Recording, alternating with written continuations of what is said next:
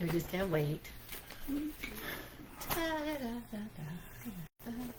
There you go. Would I? Yep. Hello, this is George. And Bonnie. This is Adonai Sanctuary Truth Classroom. The last day of March. Yes, it is. March 31st. Whoa. Wow, I don't know where the time went to.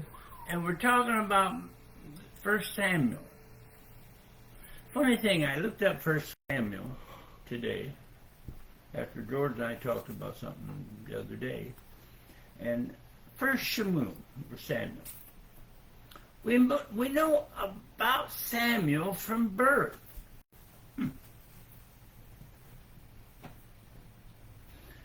Well, you might say like Moses. You ever thought about that? See, like most of the great people of Adonai usually have little or no information about their early years. It's true. True. Samuel was called to be, this is interesting when I looked it up, a priest. He actually was called to be a counselor, a judge, and a prophet. And I think he was the last judge of the Old Testament. Don't know for sure, but that seems to stick in my head. And I wrote, why? Because he was willing to be Adonai's servant. Willing to hear and obey Adonai's direction. Unlike Samuel, you might say, way too often we ask Adonai to give us what we want. Amen. Not to listen for what he wants for us. That was just something that jumped out at me today. I sat down and wrote that out. I didn't really know who Samuel was before. I read about him, but never really concentrated on what he really was. Hi there. And we're going over 1 Samuel chapter 3, I believe, right? Yep. I wrote down, what a chapter! Yeah. Read 3:1, please. The child Samuel continued ministering to Adonai under Eli's direction. Now in those days, Adonai rarely spoke and visions were few. The times had changed. Adonai's visions to individuals, even Adonai speaking to priests, became very rare. Now, have you ever really stopped and thought about that? I never have.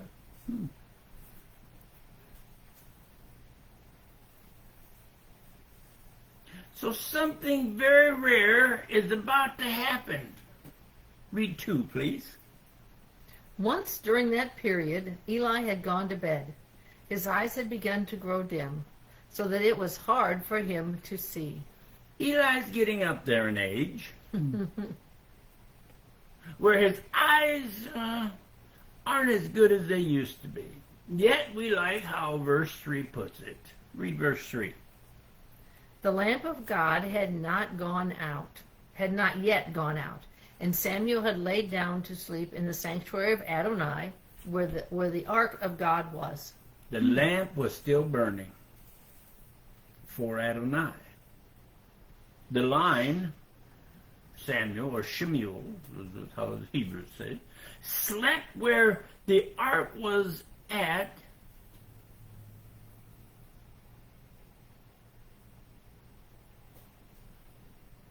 and that's where he did his studying. See, the high priest, could enter only once a year, but there was a small room only yards away from the ark where the priests were allowed to sleep. And we believe that is where Samuel or Shemuel was. We will now talk about Shemuel's calling and his commitment, you might say, to Eli. Read 4, please. Adonai called Samuel, and he answered, "Here I am." Samuel, or Shemuel, look the Hebrew, I'm right here. Read 5, please.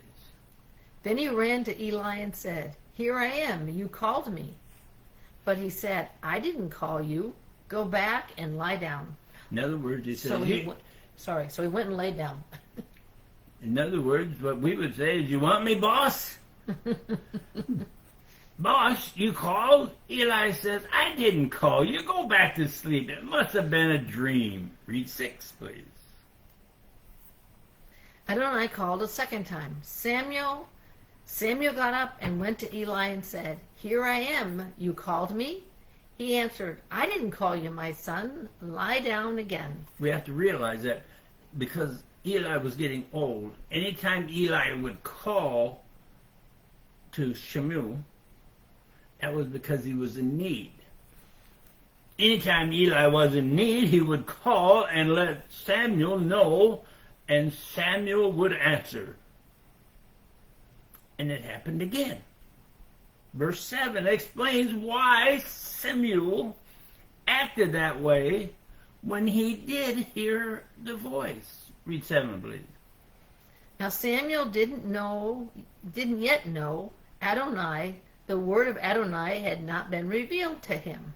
Samuel didn't know or been told all that spiritual stuff about Adonai. So his reaction and loyalty was to Eli. Mm-hmm. Here we go again for the third time. Read 8, please. Adonai called Samuel again, a third time. He got up, went to Eli, and said, "Here I am. You called me." At last, Eli realized that it was Adonai calling the child. Eli realized who was calling Samuel. So Eli tells Samuel. Read 9. So Eli said to Samuel, "Go and lie down. If you are called again, say, 'Speak, Adonai, your servant is listening.'" Samuel went and lay down in his place. Listen, Samuel. Next time, don't come running to me. No, say, "Go ahead, Adonai, speak to your servant." So Samuel went back to his place and lay down. Can you imagine? This is something that just jumped up at me. Can you imagine the excitement laying, waiting for that spiritual voice that you knew would be coming again? Or you assumed it would. Read 10. What an exciting spot for Samuel. Adonai came and stood, then spoke as at the other times, "Samuel, Samuel." Then Samuel said, "Speak, your servant is listening." Samuel, did you catch the first few words? Adonai came to Samuel again, only this time it wasn't just a voice as he spoke. No, it says Adonai stood there also. No way. Yep, Adonai came and stood. Adonai came and stood. People, you have to realize that Eli was the high priest looked up to, and his family was like royalty. Yet here in verse 11 through 14, you have Adonai explaining to Samuel that Eli and his family will not be helping not be held in high esteem any longer. Read 11, please. Adonai said to Samuel, "Look, I am going to do something in Israel that will make both ears of everyone who hears it tingle." Now, that's the first time I remember hearing that in the scripture. You remember anything like that? I'm sure. Something that caused his ears to tingle. Have you ever heard it? I didn't know I put that in there. Have you ever heard that description before? Maybe from the priest explanation? Go to 2 Kings 21, 2 Kings 21:12, please. "Therefore, here is what Adonai, the God of Israel, says. I'm going to bring such calamity on Jerusalem and Judah that the ears of all who hear it will tingle."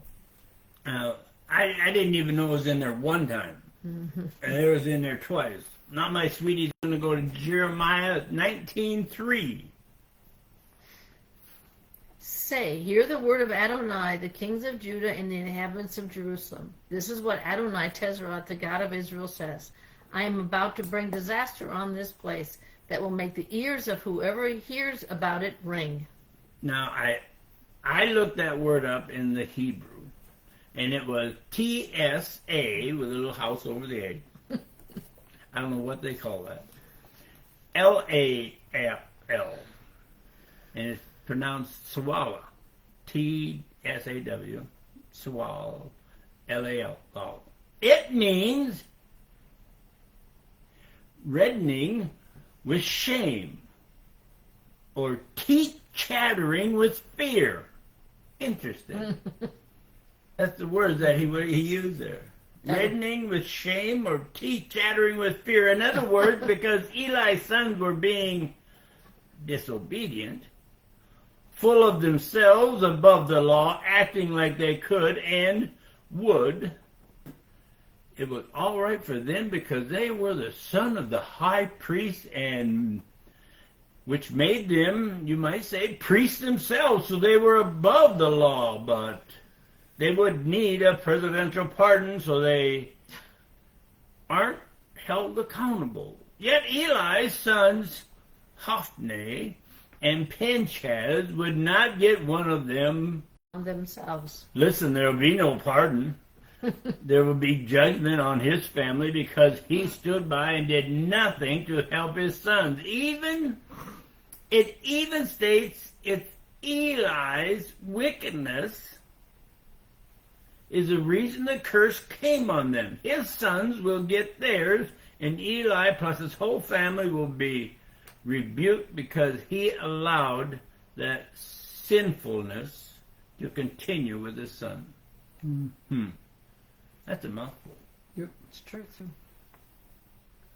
And don't think if you go to your so-called religious leader and state a few words, you're home free to do it all over again and again. Read 14, please. Therefore, I have sworn to the family of Eli that the wickedness of Eli's family will never be atoned for by any sacrifice or offering. No offering, no sacrifice will make clean your continuing wickedness of your sin with any pretend Messiah or a falsification of Adonai's words. That's something we talk about all the time. Yeah. George is already in 4. Read 15 and 16, please. Samuel lay there until morning. Then he opened the doors of the house of Adonai. But Samuel was afraid to tell Eli the vision. In other words, he went into his boss, and he was afraid. I wrote, we found Samuel was afraid to tell Eli what Adonai said, so he just said nothing until, read 17. 17? Yeah, you just read 16, didn't you? No, I just read 15 and 16. No, you're supposed to read 15 and 16. Let me try 15 and 16, make it more sense. Okay. Samuel lay there until morning. Then he opened the doors of the house of Adonai. But Samuel was afraid to tell Eli the vision. Then Eli called Samuel. Samuel, my son. He answered, here I am. That's 15 and 16. That's why it sounded a little better with what I read. We found Samuel afraid to tell Eli and Adonai what Adonai said, so he just said nothing until, now read 17, please. Eli said, what did he say to you? Please don't hide it from me. May God do whatever he said and worse, if you hide from me anything he said to you. Well, Shemuel, what did he say? What did Adonai say? Don't hide anything, any of it, from me. Then Eli says, if you don't tell me the truth, may it be even worse. So, read 18. So Samuel told him every word and hid nothing. Eli replied, it is Adonai. Let him do what seems good to him. Is that the point where Eli realizes that's true? And now let me, I'm sorry, now let Adonai do whatever seems right to him. Shemuel didn't go against Adonai for any reason, I think, and look at the mess I caused. Eli must have been really, well, he realized what he'd been doing. Mm-hmm. Yeah. They may be different words, but Eli knew the truth, and the consequences of his sin was not putting Adonai first. That's interesting. Mm-hmm. Read 19, please. Samuel kept growing. Adonai was with him, and he let none of his words fall to the ground. Samuel, no, was that it? That's 19. Yes. Okay. Samuel, you might say, grew up with Adonai while with Eli. Samuel believed and was a true person for and of Adonai. Read 20 and 21. All Israel from Dan to Beersheba became aware that Samuel had been confirmed as a prophet of Adonai. Adonai continued appearing in Shiloh, for Adonai revealed himself to Samuel in Shiloh by the word of Adonai. It became obvious Samuel, or Shemuel, was called to be a prophet. Did you notice it didn't say by? No, it said of Adonai. What's this? From Dan to Bathsheba, which were almost from the northern part of the most southern point of Israel, to the most southern point of Israel, in the middle of a town called Shiloh, which was where Adonai appeared to Samuel. Adonai was with Samuel in Shiloh. Shiloh. Yeah. I said Sheila, didn't I? Well, that's all right. We knew. Yet we know that in 4 chapters, he moved on, maybe because his calling to be also the judge as well as the prophet. That's going to be interesting as we go on. Go to 7, 15, and 16. Chapter 7, 15 and 16. You had, 15 through 17. 15 through 17. Mm-hmm. Samuel continued in office as judge of Israel as long as he lived. Year by year he would travel in a circuit that included Bethel, Gilead, and Mitzvah, and in all these places he served as judge over Israel. Then he would return to Ramah, because that's where his home was, and he would judge Israel there too. He also built an altar there to Adonai. We know by jumping ahead just a couple chapters, 7, we know by 7, 15 through 17, it says, and he was a judge also. In 119, Samuel went back to his hometown of Ramah, the place where he lived with his mother and father before and after his calling. Told you it was short. Did I tell him it was short? Or did I forget to tell him it was short? See? Samuel is a pretty interesting person. Mm-hmm.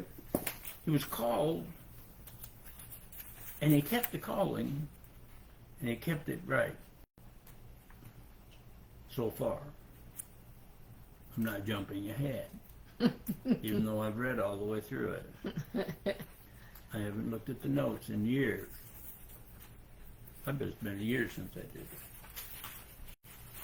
But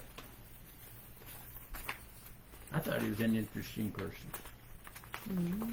All because he didn't turn away when Adonai called him. Right. There are other people that get called and they get the big head.